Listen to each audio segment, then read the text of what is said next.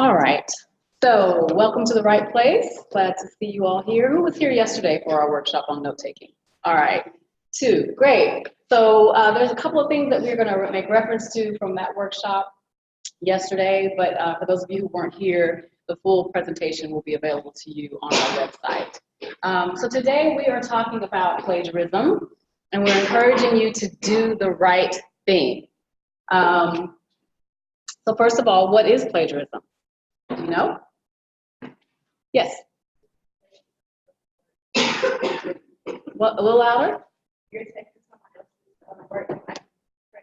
Yes, absolutely. So Random House defines plagiarism as the unauthorized use or close imitation of the language and thoughts of another and the representation of them as one's own work. So it's basically stealing. Northwestern defines it as a failure to acknowledge the sources from which we borrow ideas, examples, words, and the progression of thought. And sometimes that's where the rub is, because we have to do research papers, we have to use sources, we have to borrow ideas, right? And so it's really just that lack of acknowledging where those ideas came from. And notice I said ideas, so that means even if the words are different, if the ideas came from that source, it's still plagiarism if you don't acknowledge that that idea came from somewhere else and did not originate with you. So what are some of the signs of plagiarism? Believe it or not, teachers know, right? How do they know? Well, information that is included, which is not common knowledge, is automatically suspect if there's no reference to the source. So what is common knowledge? What are we even talking about when we say common knowledge? How do we determine common knowledge? Any ideas? Yes, things that are commonly known. For example, who's the president of the United States, right? You don't have to look that up anywhere. So a good rule of thumb is if you know it without looking it up and you can talk about it, then it's common knowledge. If you have to go and look somewhere to say, now, who is the president of the United States? I'm not sure. Once you reference a source, you have to acknowledge that source, okay? So that's one way to know for sure whether it's common knowledge. And then, of course, when your style and tone of writing changes suddenly, it's a sign that there's something going on there. And sometimes when you are sticking too closely to the source that you're using in your paper, you will begin to not sound like yourself. And so that's kind of an indicator that you're getting too close to the source and potentially plagiarizing. And we're going to talk a little bit about how to avoid doing that. So there's a thin line between the good use of a source and a bad use of a source. Good use of a source is including quotations. And a quotation, I want to clarify, is when you take the exact word for word language from the source and put quotation marks around it in your original work. So sometimes we talk about quoting and we interchange that with citing. Citing is a thing unto itself, but a quote is a specific type of citing, right? So it's important when you're taking the exact language that you put quotes around that exact language. And that means you don't change anything that's within the quote, because then you're running into problems as well. When you put quotes around something, you're saying this is exactly how it appears in the original. And that means even if there's a misspelling or a typo in the original, you leave it as is. And there's this little thing, have you ever seen when you were reading in brackets, it has SIC in brackets? Have you ever seen that? Sometimes you might see that little, I forget what the Latin term is, but it basically means as it was in the original. So sometimes when there's a misspelling, if you put SIC there in brackets, it indicates that you're just copying directly and it wasn't your mistake. So using someone else's key terms is fine. It's a good use of source. You just want to identify that key term. That's a phrase or word that's maybe repeated in the original. You want to put those quotes around that key term. Summarizing someone else's main point, very good to do in a research paper. Put it in your own words and kind of condense the main idea maybe of an article or chapter in fewer words or in a shorter paragraph. And also putting someone else's words in your own language, which would be paraphrasing, which is a little different from summarizing, we can talk about that, is also a good use. The problem comes when you're quoting material without attributing it to a source. So sometimes I've seen quotations around a passage and then there's no author mentioned. So even that is a problem, that's insufficient. Imitating a passage's structure or argument without attribution. So again, when you're sticking too close to the original, even in the order in which something was discussed in the original. If your paper talks about it in that same exact order, you're still not, and especially if you're not acknowledging it, you're still running into problems. Passing off another's ideas as your own. So that's when you reword it and you're like, oh, it's mine now, right? But it's still someone else's idea. So you can't do that either. And then concealing the extent to which you borrowed. And we're going to look at some examples of how that sometimes works. So the question is, are you a cheater?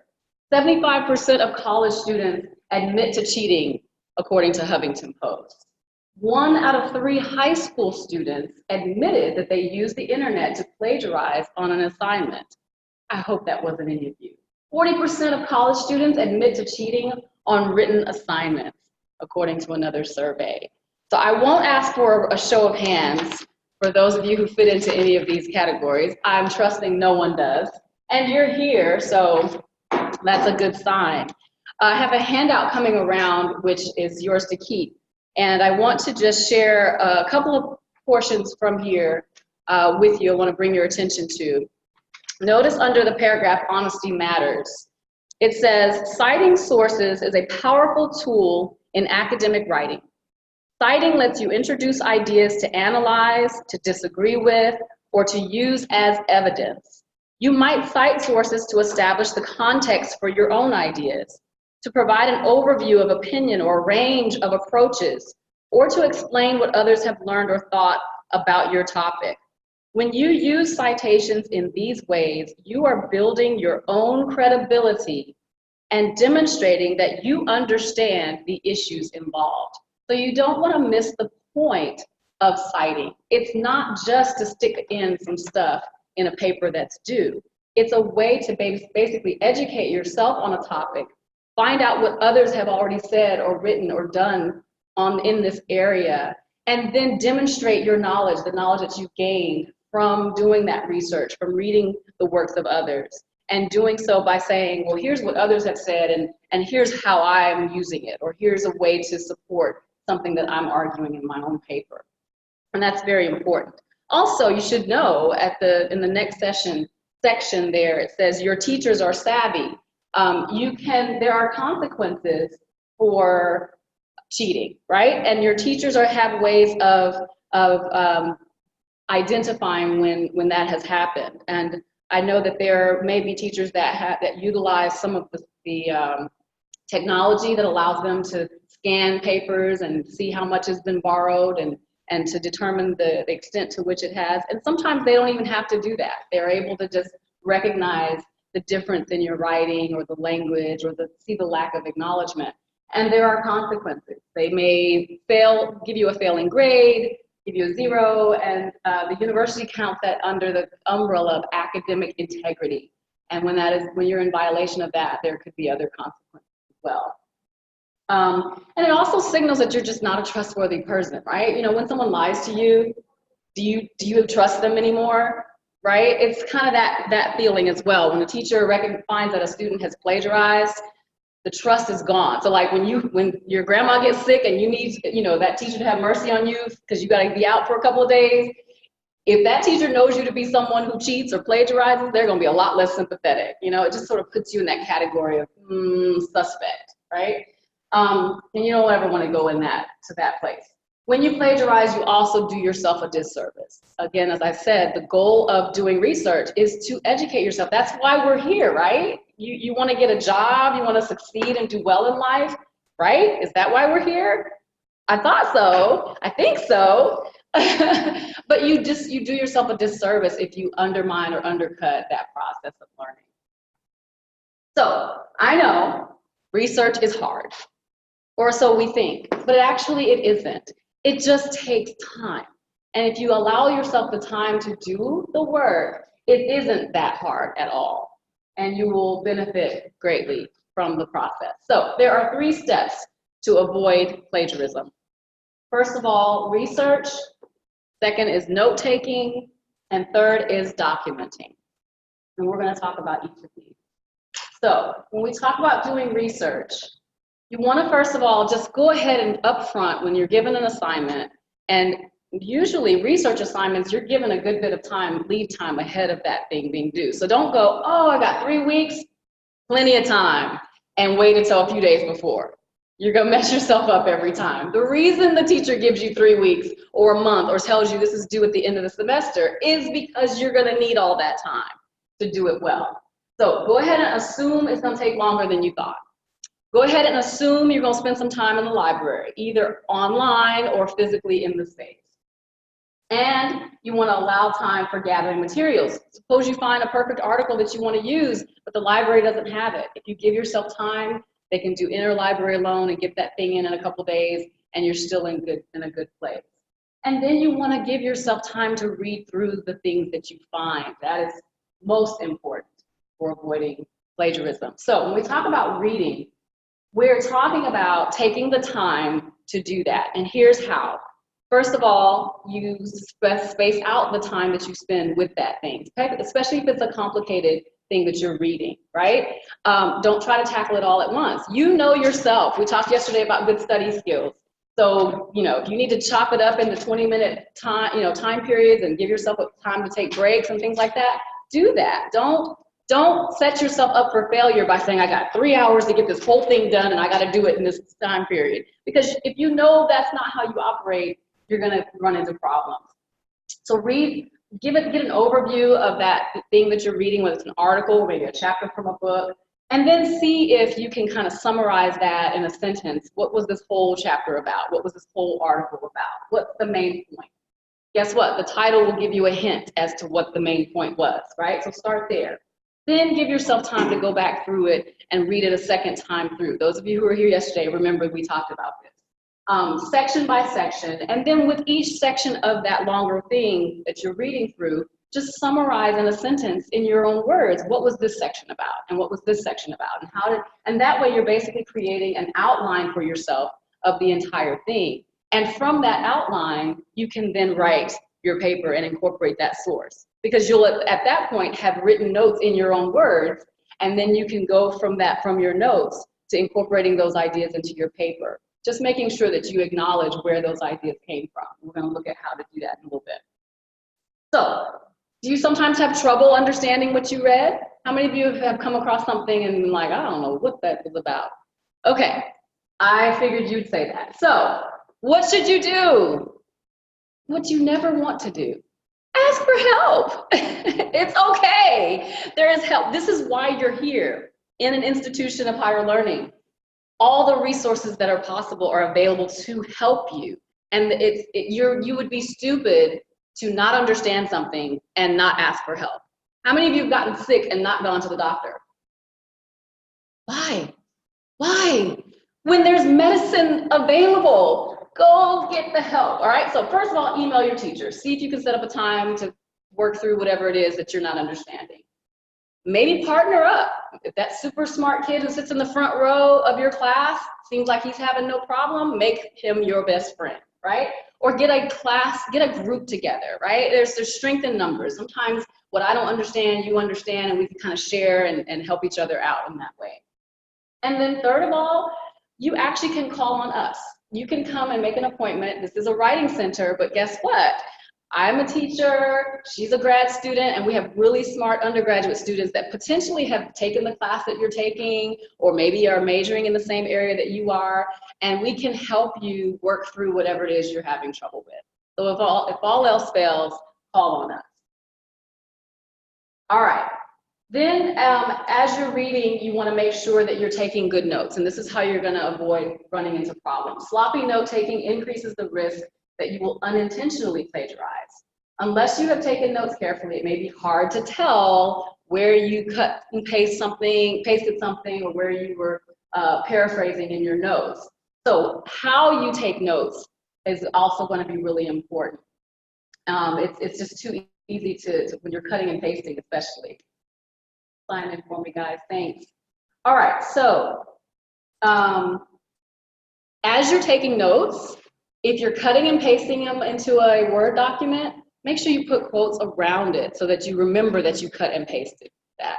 Or if you're writing it, handwriting it, put quotes around it in your notes so that you remember this was word for word. I read a student's paper one time who came in here for help, and I read back to her a paragraph, and she goes, I don't even know what that is. I don't even know what that word means. And I said, this is your paper. She's like, let me look at that again.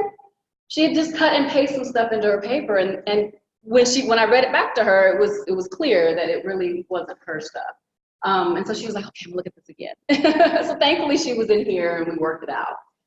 So you want to keep a working bibliography. We're going to talk about that, a research log as well. So what are we talking about with a bibliography? It's another word for a works cited page or a reference list. And so what you want to do is when you find that article or that book chapter that you're borrowing from, go ahead and write down that information in your notes or cut and paste the citation information into your notes. That way you don't have to go searching for it later when you have to do your works cited page.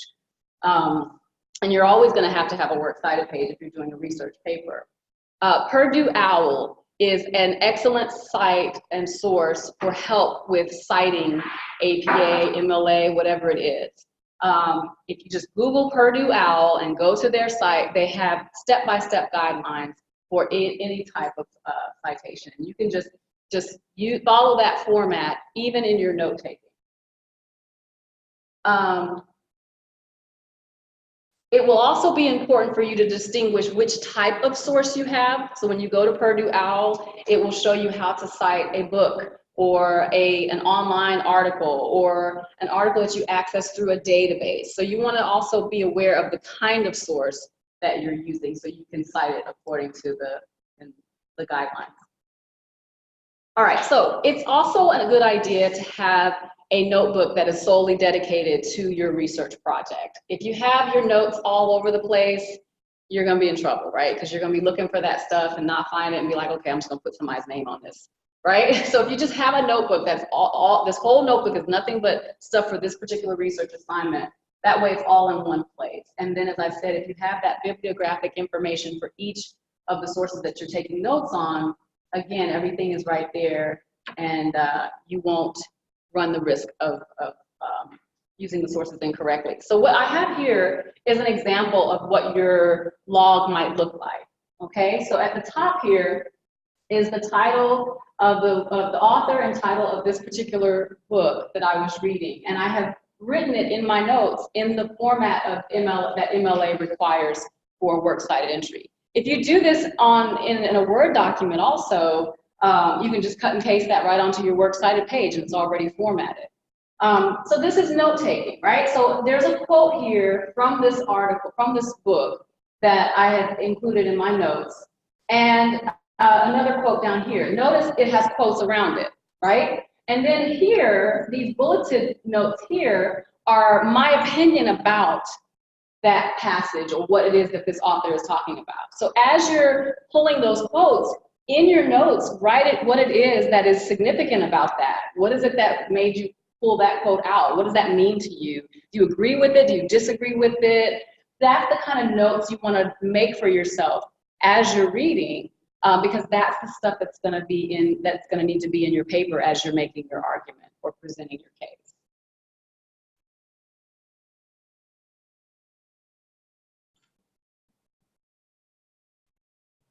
Okay, so anytime you incorporate into your writing ideas, words, key phrases, or pictures, even pictures, yes, that were not originally created by you, you need to give credit.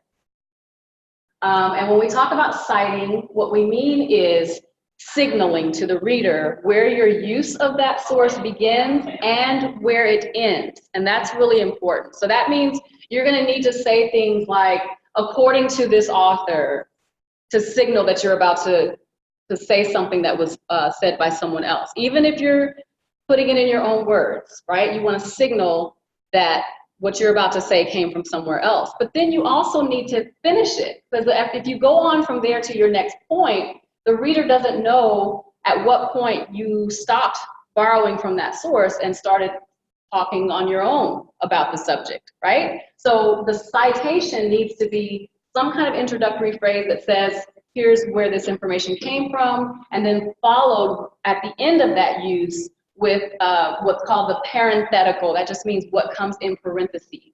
Now, depending on the type of style you're using, that might mean a page number or maybe the author's name and page number. That will be determined by the style of documentation, MLA or APA. They have their particular thing that they require, but you definitely need both. So let's talk about plagiarism for a minute and what it sometimes looks like. There are different kinds of plagiarism, and we're going to talk about each of them, I think I had 4 examples here. So first of all, direct plagiarism is the one everyone knows. It's just straight copying and pasting and not acknowledging the use. Mosaic plagiarism is where you maybe borrow from the source for a sentence or two, and then you have your own words for a sentence or two, and then you borrow from the source for a sentence or two. And so in a paragraph, there may be just sort of a mix of information from the source and information from you. And sometimes students do that thinking that's how they're supposed to do it. But if there's no acknowledgement of where you begin or where you end your use of that source, it's plagiarism. There's also paraphrase plagiarism and insufficient acknowledgement. Paraphrase plagiarism is when you change only a few words from the original source, and you know, somehow that's magically making it different.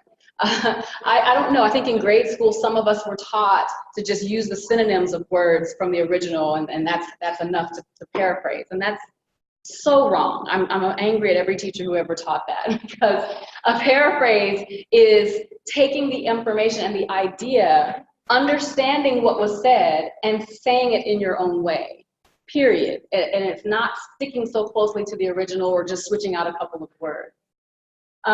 Insufficient acknowledgement is where sometimes a writer will say, according to so-and-so, and then they'll have this nice quote or paraphrase, and then they might even put the end citation, you know, page 32, but then they keep going, and what actually follows that citation is more stuff from the source, right? So there's it's sort of like here, look, I cited, but the reality is that the source was still being used, and it was not acknowledged after. All right, so let's talk, we're gonna look at a little video real quick about paraphrasing since we're on that subject. And I'm gonna hear it. Paraphrasing without plagiarizing.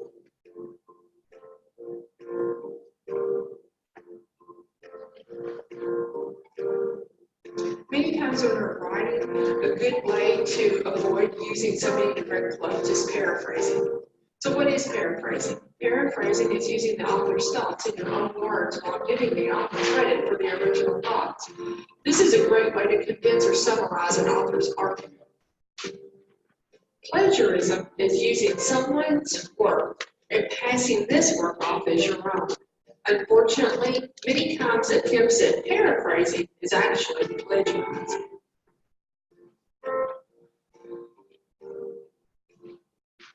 Plagiarism is a serious offense and is considered stealing. But here is the good news.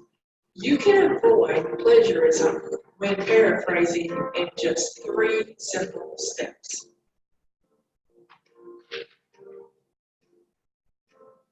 You cannot paraphrase by only changing 1 or 2 words. You will need to put the author's thoughts into your own words. So step 1, after you have read the author's arguments, turn away from the text and put the author's thoughts into your own words.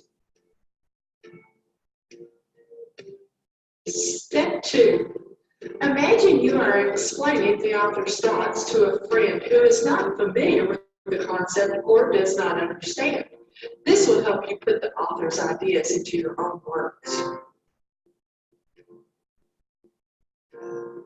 Step 3, when paraphrasing, it is important that your statements accurately depict the author's original meaning.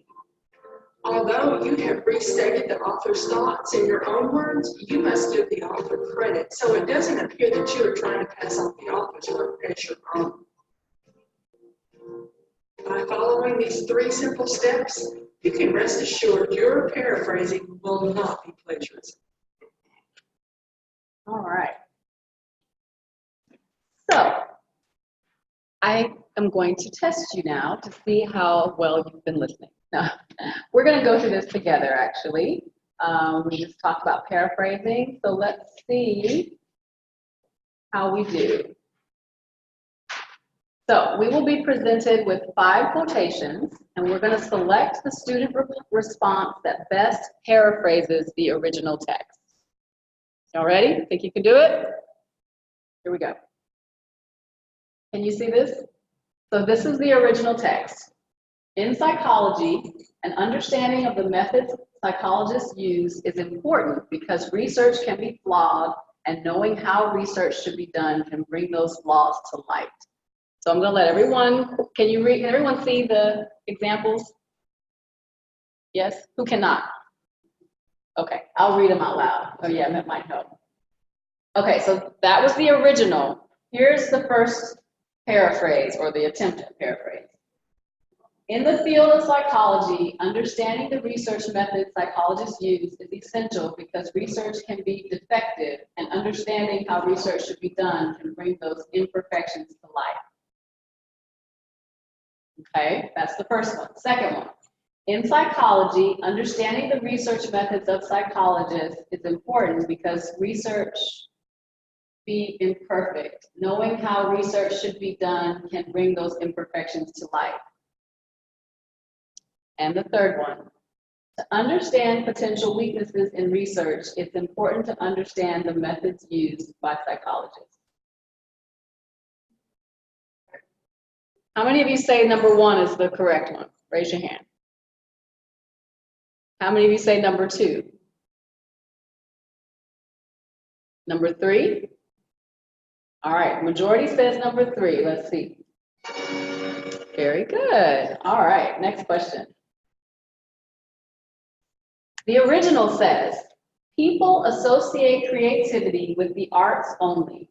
I'm a great advocate of the arts, but creativity is really a function of everything we do. So education for creativity is about the whole curriculum, not just part of it. Example number 1. Creativity is not just about the arts, it must be supported in other areas of education too. Example number 2. Individuals connect creativity with the arts only, but creativity is really a function of everything we do. So education for creativity is about the whole curriculum, not just the arts. Number 3. People connect creativity with only the arts, but creativity is really a function of everything we do. Therefore, education for creativity is about the whole curriculum, not just in the arts. How many of you say number 1 is the correct use? How many of you say number 2 is the correct use? How many of you say number 3 is the correct use? Everybody's unsure, or most of you are saying 3. Okay, why do you say 3? A little louder.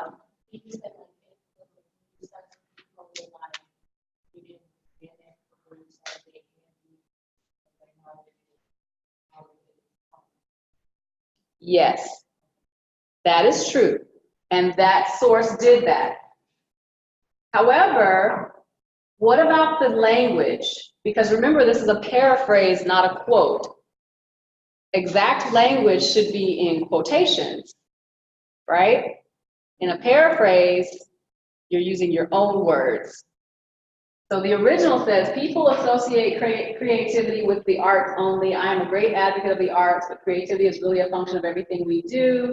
So education for creativity is about the whole curriculum, not just part of it. Do you hear that in this use? People connect creativity with only the arts. The words are just flipped. But creativity is really a function of everything we do. That's word for word, right? Therefore, education for creativity is about the whole curriculum, not just in the arts. Education for creativity is about the whole curriculum, not just, so it's a whole lot, it's really, really similar to the original. In fact, some of the same language is used. How many of you said number 1? All right, good job. Number one used more of the writer's own words, and that's what made the difference. All right, number three, people can influence others to follow along with their own actions or thoughts, to agree to do things even when the person might prefer to do otherwise, and to be obedient to authorities. So the first one says, individuals can affect others to follow along with their own behaviors or ideas, to agree to do things even when the individual might like to do otherwise, and to be obedient to authority figures. Do you hear any of the same language? Where's the same language? Even when the individual. To agree to do things, even when they just change persons. Right. Doesn't count as a paraphrase. The presence of other people can influence a person's ideas and can make a person change their behaviors, even if an action is the opposite of what they would like to do. You see any of the same language? Same idea, different language.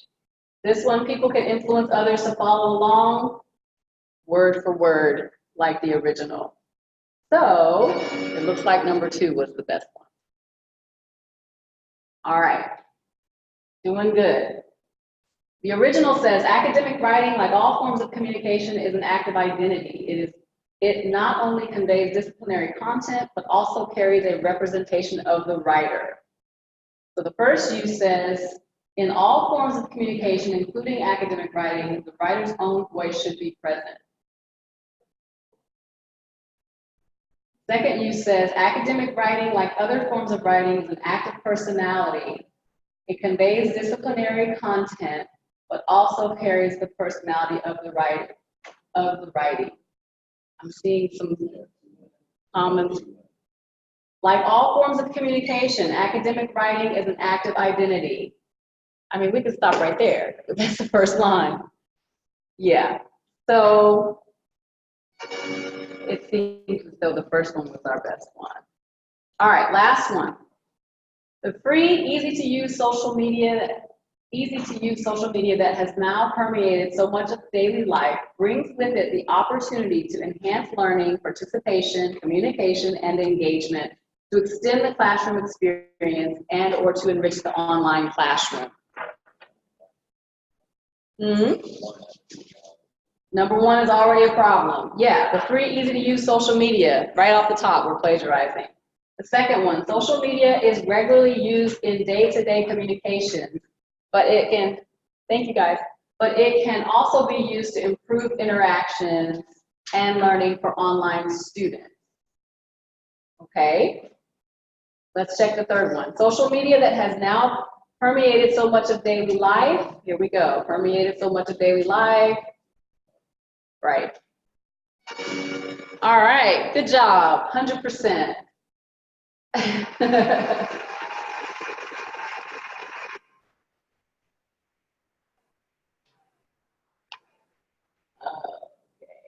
go back to where we were.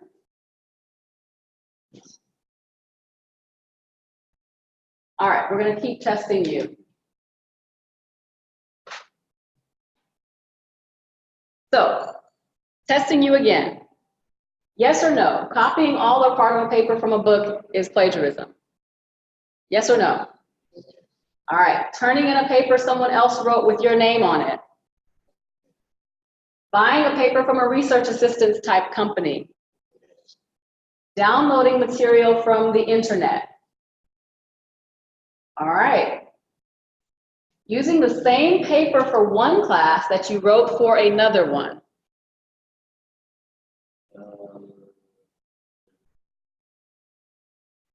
Yeah, it is. You can actually cite yourself. So if you wrote a paper in one class and you get assigned a similar topic or something in another class, cite yourself. I have read articles where the author says, elsewhere I have written about da da da da, and he or she will cite where he or she stated that.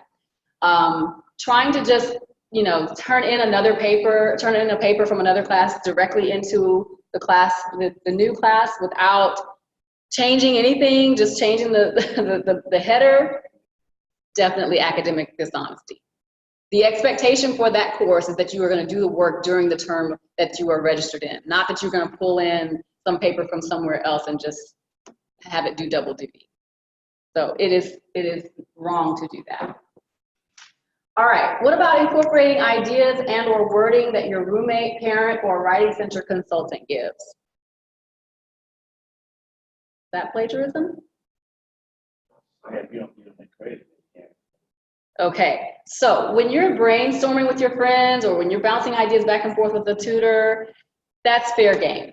You can use that because it's the part of the writing process. It's not like the tutor has, handed you a paper or some published work that they, said you can use in your paper, and in which case you would need to cite that thing. But if you're brainstorming together and say, oh, maybe you could say it like this, that would fall under the common knowledge kind of pool of ideas and information that can fairly be used. Yeah. Allowing a friend or a writing center consultant to rewrite phrases, sentences, or paragraphs for you. Is that plagiarism? Or academic dishonesty? Yes? Right, that's the key. If they're doing it for you. If we're working together and I'm giving you suggestions, that's one thing, but if I slide your paper over and write it, not yours anymore, okay? So, good. Let's do another activity. So this one is about the types of plagiarism, and we're going to look at some real life scenarios and see if we can determine what type of plagiarism is being described. All right, scenario number 1. Sally's master's level class has similar content with a class from her bachelor's program, and the most recent assignment is extremely similar. We just talked about this. This is the easy giveaway. She decides to repurpose that assignment. She changes the title and places the assignment in the Dropbox. Easy peasy, right? What's the problem? Yes, right. So it's called self-plagiarism. Scenario number 2. Mary has one more class in her bachelor's program, and it is the one she has been dreading the most. Her friend suggested that she buy an essay from a website like Course Hero, etc. She feels a little guilty, but buys her final paper anyway. Which one of these describes the type of plagiarism that is? Purchasing. Bob and Peter are co-workers who began their programs in organizational leadership 2 years ago. They decided they could finish their programs easier if they each took different courses each term, then shared their assignments with one another when each began the opposite course. Talk about teamwork. All right, so what kind of plagiarism is that? Right. Tommy doesn't want his essay to exactly match the information from his textbook, so he uses a thesaurus to change a few words with synonyms. He also reorganizes some sentences. What kind of plagiarism is that?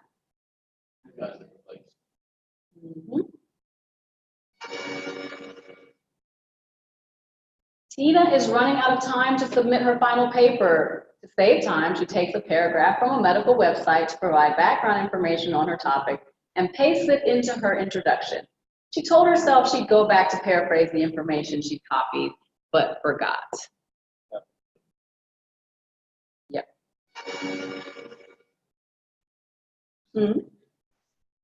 After working for months on her dissertation, Louise realizes she has forgotten to include a citation for a direct quote, but cannot locate the articles she used. She didn't follow my advice about good note-taking. To save time, she chooses an article from her stacks of research and inserts a citation for that author with the quote. Right.